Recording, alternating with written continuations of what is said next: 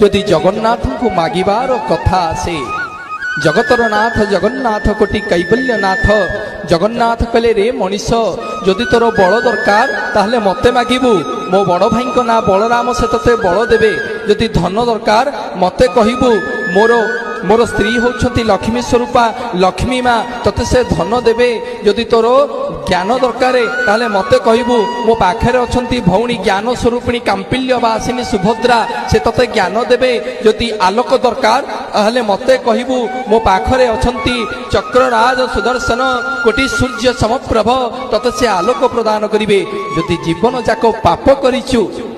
ତାହେଲେ ମୋତେ କହିବୁ ଯିବୁ ମୋ ଆନନ୍ଦ ବଜାରରୁ ଟିକେ କୈବଲ୍ୟକୁ ତୁଣ୍ଡରେ ଦେଲେ ତୋର ସମଗ୍ର ପାପକୁ ମୁଁ ମୋଚନ କରିଦେବି। ଏ ଜାତି ଏତେ ଭଲ ପାଏ ଜଗନ୍ନାଥଙ୍କୁ।